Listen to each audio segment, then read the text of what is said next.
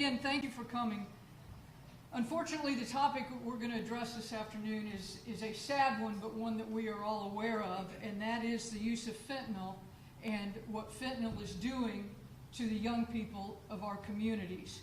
I know that we're all well aware of what has been happening, but the reason we're here today is for everyone to know that this is not a big city problem alone. In fact, this is a Van Zandt County problem. And secondly, our purpose today is to let everyone know that the law enforcement community of Van Zandt County is responding. We are responding united, we are responding strong, and we are responding aggressively. On Monday, April the 3rd, I learned that a 13-year-old Van Zandt County student was currently being transported to Children's Hospital in Dallas due to a fentanyl overdose.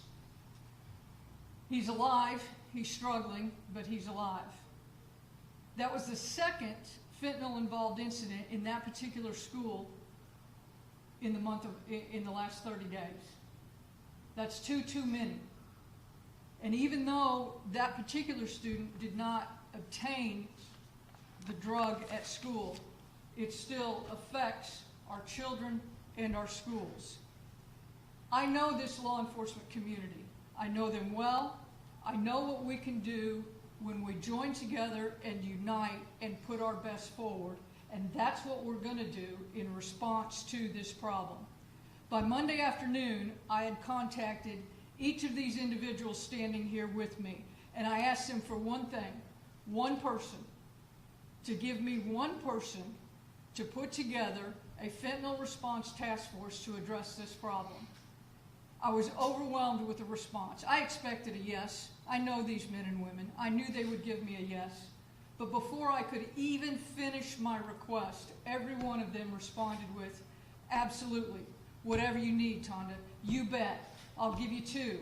Whatever you need, just let us know. That's the response of the Van Zandt County law enforcement community. I know the people who work for these men and women. I know that they are already doing more, stretched thin, don't have enough resources, but that didn't stop any of them from responding with, yes, absolutely, count us in. By Monday afternoon, we had the task force assembled. By Tuesday, early in the day, we had the adult who had sold the pills to the young man who overdosed identified. By Tuesday early afternoon, we had a search and arrest warrant signed and ready to go. Tuesday night, we executed those and we took his pills. We recovered over 150 fentanyl pills from a residence right here in Van Zandt County.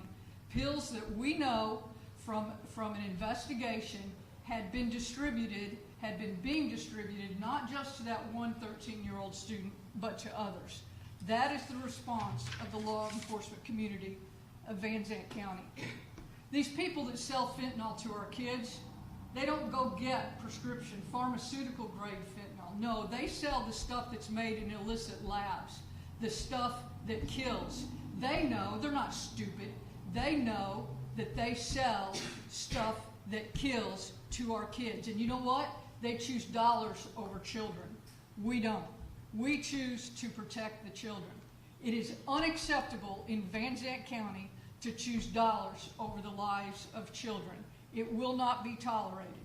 I'm here today to promise the people of this county that we will unite, we will be strong, we will give our best to protect the children of this county, to arrest and prosecute as strongly and aggressively as the law allows the people who come to this county and choose dollar signs over the lives of children. We won't quit. Your case will not result in a plea offer of probation. I promise that. There will be no plea offers of probation for people who sell, give, distribute fentanyl to children. Those people who choose dollar signs over the lives of children. There's only one place for those people, and that's prison. Together with these men and women, the folks who work for them, we will do everything we can to see that that is where they wind up.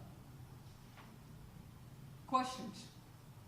Yes, ma'am. You mentioned that there were more than one student within the past 30 days who had an overdose or was exposed to fentanyl. Which school exactly was this at, and was it the same school? They were from the same school. And at this point, I'm going to be kind of vague in answering some of your questions because there are other people that we have arrest warrants for right now that we are in the process of actively tracking. So I don't want to give out too many details on some of this information, but the young man who overdosed and the other incident that we are aware of in one of the schools, they are from the same school. Okay, and did they both happen at school? No. No, one did not. Yes, ma'am. We got a off-the-record reliable source that false claims are being called to a school to move drugs. Is that something you can comment on? That false claims were being called to a school to move drugs. Like for all law enforcement to go towards the school while they can move drugs wherever they want. There were some issues a couple weeks ago, both in Zandt County and in a neighboring county, of false bomb threats and false threats of violence being called into schools. I have no information as to whether or not that's related to any drug trafficking. In total, you said you have more arrest warrants being worked on right now. In total, how many are we looking at so far? I'm not going to say yet. Yes, ma'am. But one arrest has been confirmed at this point? One arrest has been made, and let me say this. Of all the incidents that we are working on, they are targeted towards more than one group. We know it's more than one group that is currently bringing it into this county and attempting to distribute it in this county, and we are looking at all of them.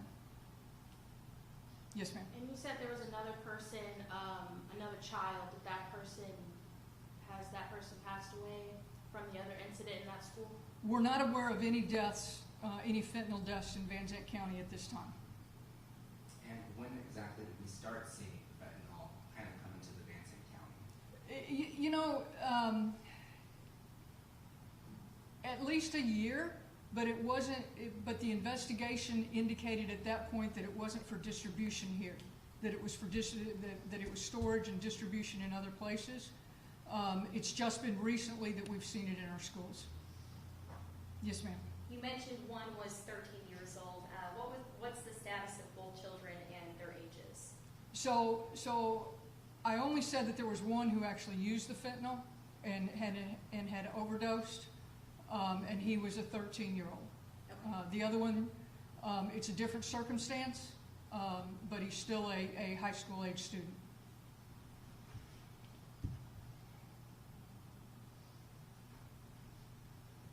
Anything else I can answer for you? Yes, ma'am. Is it also being sold on campus, or was it just kind of brought in by these students? I have information that indicates it's being sold on campuses. Yes? When it comes to the pills themselves, was there anything specific that you want parents to be looking for? Parents need to be suspicious. You know, look at your kids' phones. See what they're doing. Go in their rooms. See what they're doing. You are the best defense, parents, to your children getting involved in something like this. Be involved in their lives. Know where they go, who they hang with, what they're doing. That's my advice. And quite frankly, the pills can come in any shape or color. Yes? And what form were these pills in? Was it just a pill, and was it mixed with any other drug? They were being advertised as Percocets.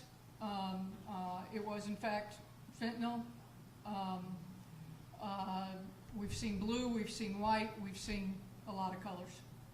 Yes, ma'am. You mentioned that parents are the number one that should be looking out for their kids and looking in their phones like you just mentioned. Will this task force be into schools and our schools talking about these drugs and kind of telling them what they should be looking out for? Absolutely, and that's why the gentlemen from Wills Point School District were able to be here this afternoon. And I should have mentioned some other folks. You all know this came up on short notice after we made the arrests and the search warrants last night.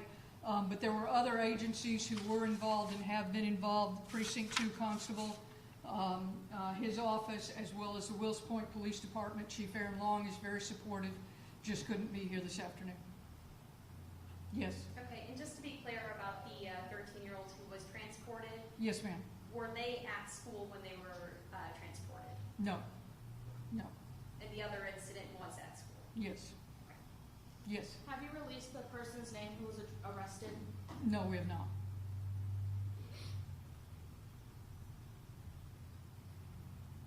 And then one last question. Sure. Are there any other drugs you're seeing in Van Zandt County? All of besides them. fentanyl? All of them. Is there, have you seen anything about a tranquilizer drug that's kind of hit different states in your county? Anybody see anything about a tranquilizer? Probably Ketamine's been around for a while. It's a very popular tranquilizer, party type drug, but it's been around for quite a while. Yes, ma'am. And how much was found? Between 150 and 200 pills, as well as a handgun and some marijuana. People say that marijuana is not a gateway drug. Yes, it is. Anything else? All right. Thank you all very much for being here.